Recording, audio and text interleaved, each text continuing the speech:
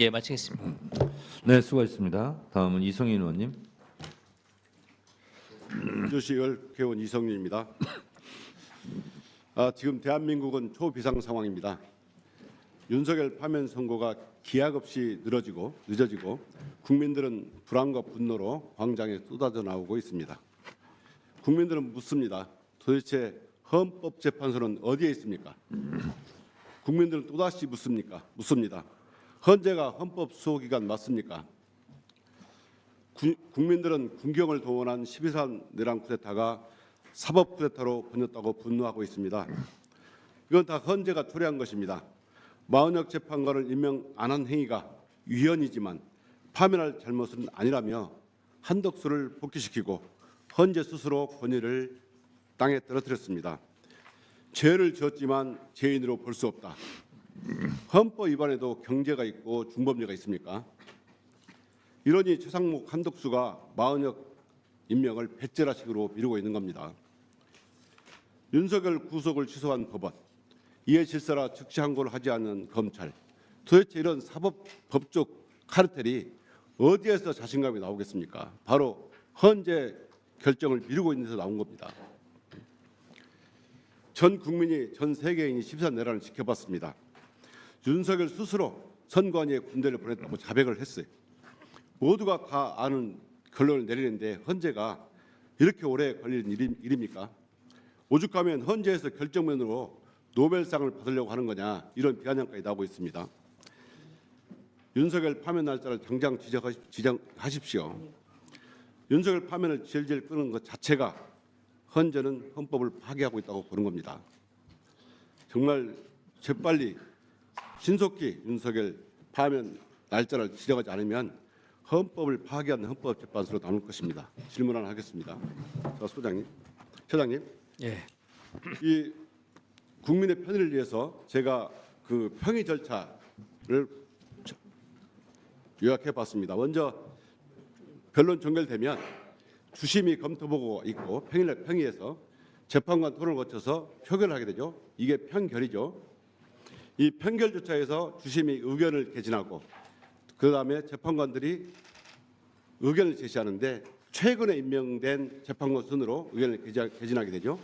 그러면서 인용이냐 기각이냐 이런 결론을 내게 되고 그런 다음에 결정서를 작성하게 되는데 초안은 주심이 작성하고 소수 보충 의견을 추가해서 결정을 확정하게 되죠. 이 절차 맞는 거죠? 실제 평의가 이루어지는 과정은 그 관여를 저도 안 했기 때문에 이 절차는 맞는 거 맞잖아요. 지금 그렇게 알려져 있는 거는 예. 맞습니다. 자, 그러면 국민들이 윤석열 탄핵 심판 변론 종결한 지가 벌써 34일이나 지났습니다.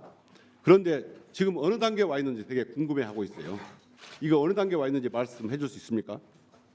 그 부분은 제가 확인해 드리기는 어려운 부분입니다. 지금 평결 단계에 왔습니까? 뭐 그것 역시 제가 확인해 드리기는 평의를 몇 번 열었는지 말씀해 줄 수 있나요? 그 횟수도 마찬가지로 제가 확인해 드리기는 어려운 부분. 그러는 문제가 아니고요. 이거는 변론 절차 연다, 몇 회 변론 절차 연다 하는 것처럼 행정적인 절차에 불과합니다. 이 정도는 국민들께 알려드려야 최소한의 헌법기관으로서 헌법재판소가 국민들에 대한 예의 아닙니까? 이 정도도 말씀 못 하십니까? 그 부분에 대해서 그 궁금해하시는 의원님의 말씀 취지는 충분히 공감을 합니다.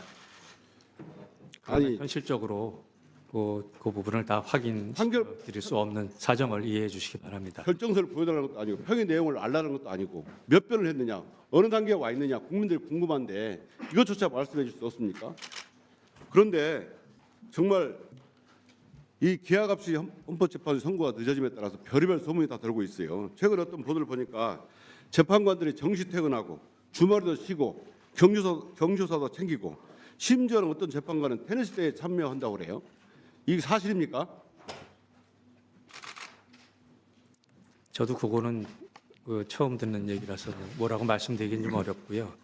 국민들은 하루하루 이 내란 속의 윤석열에 대한 파면 선고가 늦어짐에 따라서 그 불안하고 분노한 찬 마음으로 광장에 나와서 윤석열 파면을 신속해달라고 요구하고 있는데 이렇게 해서야 되겠습니까? 정말 헌재가 30년간 쌓아온 신뢰 하루아침에 날려버리게 생겼습니다.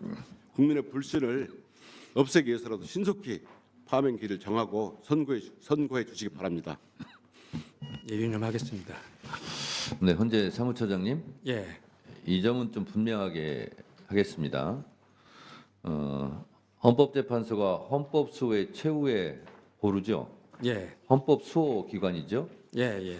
근데 오늘 이 법사위가 열리는 것은 헌법재판소가 혹시 블랙아웃 되거나 정지되어서 기능이 못하게 되는 거 아니냐 하는 우려와 걱정 속에서 헌법재판소를 수호하자라는 차원에서 오늘 법사위가 열리고 있다는 점을 좀 알아주셨으면 좋겠고요. 알겠습니다. 또 하나는 저도 소추위원으로 재판장에 계속 가봤지만 처음에 정영식 재판관께서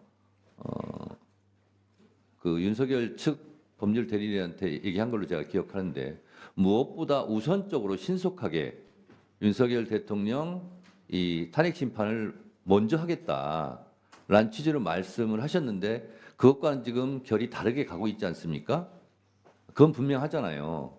그래서 왜 그런지 그 부분에 대해서는 최소한 국민의 알 권리 차원에서 헌법재판소에서 이거는 좀 밝혀줘야 되는 거 아니냐 하는 것은 헌재에 대한 예의를 갖추면서 헌재에 대한 국민적 최소한의 요구거든요.